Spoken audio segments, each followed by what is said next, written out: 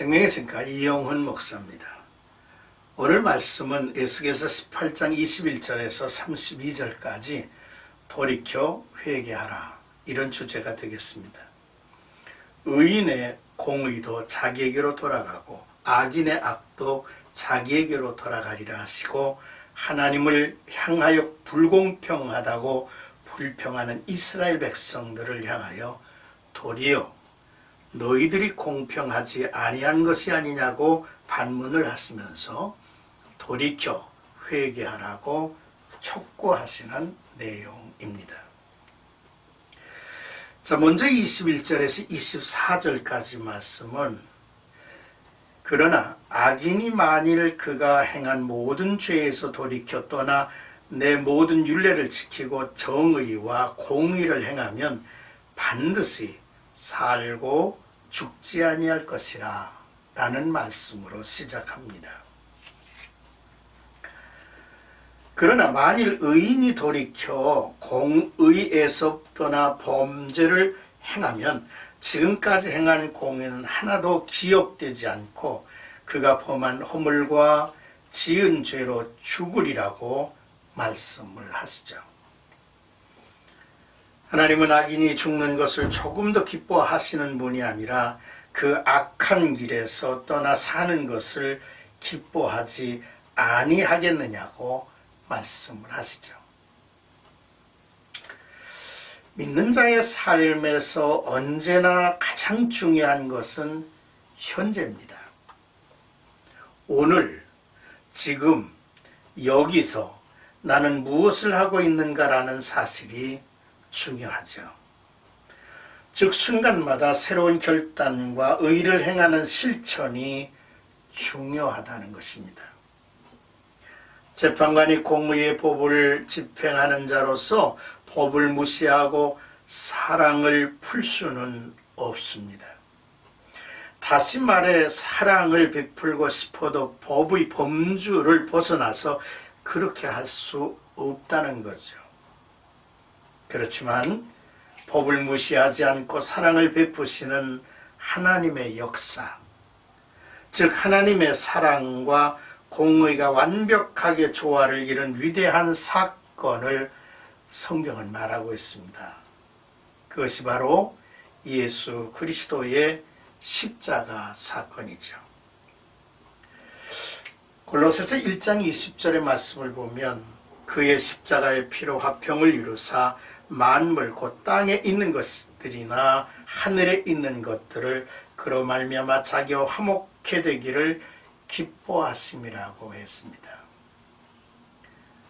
십자가의 피로 말미암아 죄에 대한 하나님의 진노와 공의가 충족됐고요.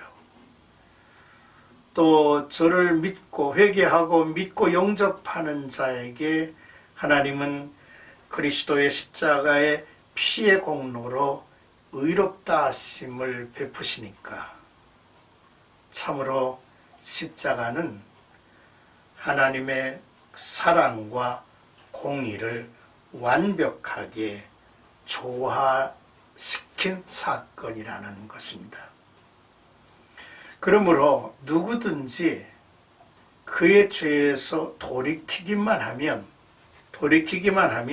하나님의 말씀을 따라 순종하기만 하면 저가 악인일지라도 살고 죽지 아니하리라 말씀하신 거죠.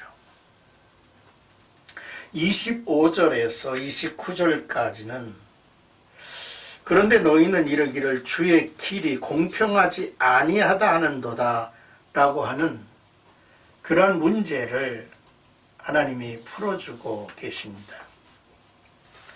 선지자 하박국서를 보면 주의 길이 공평하지 않다는 이스라엘 백성들의 입장을 대변해 주는 내용이 있습니다. 하박국은 이렇게 하나님 앞에 기도하지요. 주께서는 눈이 정결하심으로 악을 참아보지 못하시며 패역을 참아보지 못하시거늘 어찌하여 거짓된 자들을 방관하시며 악인이 자기보다 의로운 사람을 삼키는데도 잠잠하시나이까? 라고 문제 제시를 한 거예요.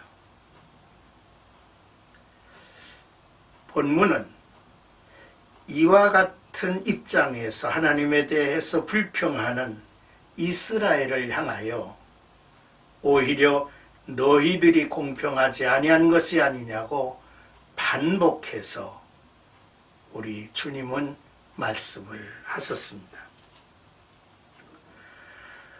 남유다는 지난날의 은혜를 잊었습니다. 하나님이 주신 축복으로 영화롭게 되었음에도 도리어 교만하고 자랑하며 세상에 빠져갔죠.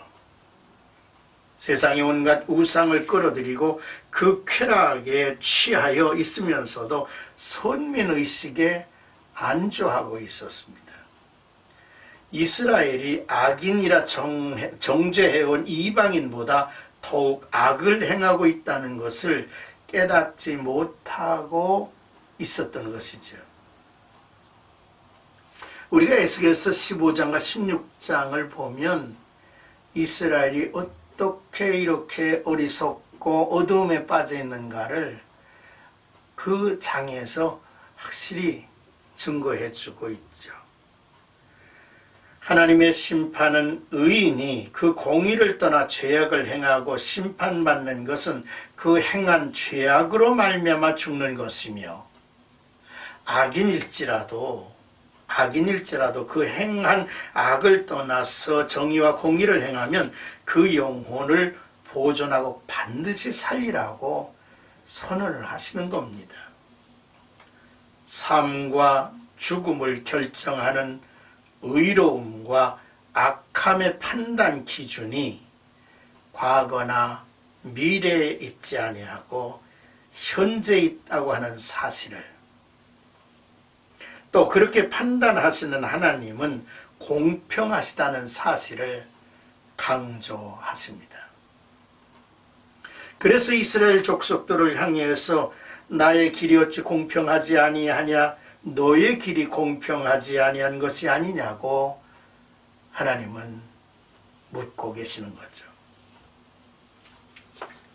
자, 이제 끝으로 30에서 32절까지 말씀은 이스라엘 족속아, 내가 너희 각 사람이 행한 대로 심판할지라 너희는 돌이켜 회개하고 모든 죄에서 떠날지어다 라고 말씀을 시작합니다.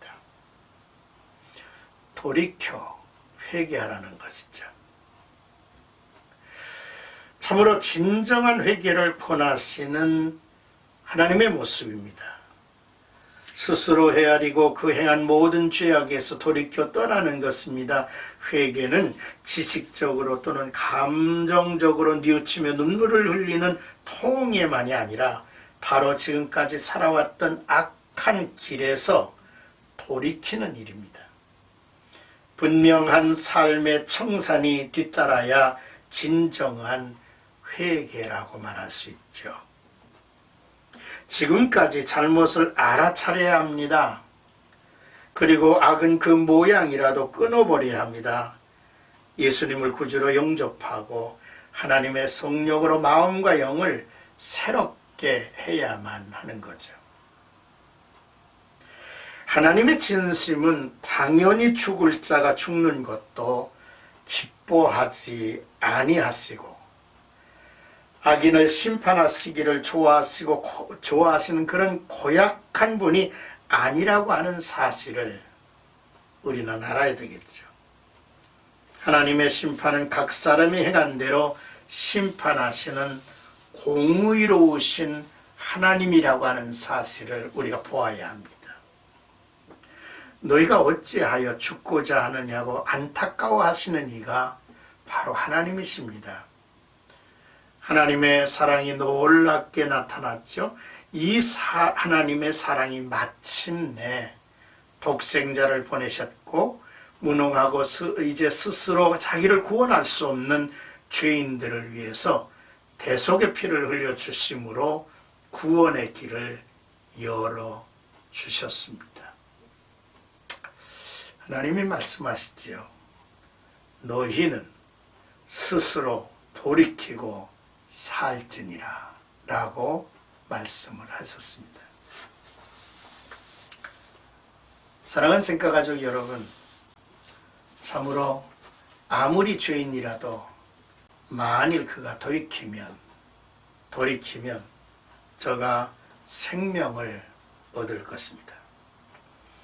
그러나 아무리 의롭다 함을 이제 잊고 지금까지 살아왔다 할지라도 오늘 저가 하나님에게 등을 돌리며 죄악의 길을 향해 간다면 그는 결국 그의 행함으로, 그의 행위로 죽음을 면치 못할 것이라는 얘기입니다.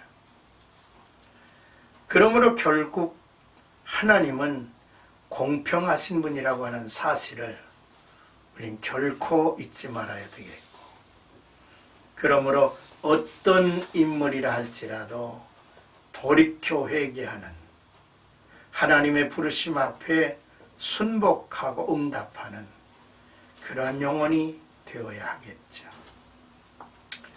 오늘도 하나님께서 우리 연약한 인생들을 끊임없이 바라보시며 부르고 계시다는 사실을 잊지 말고, 누구든지 하나님을 부르는 자는 구원을 얻으리라 하였으니 그분 앞에 한 걸음씩 한 걸음씩 더 가까이 다가가는 우리 모두가 되기를 주님의 이름으로 축복합니다.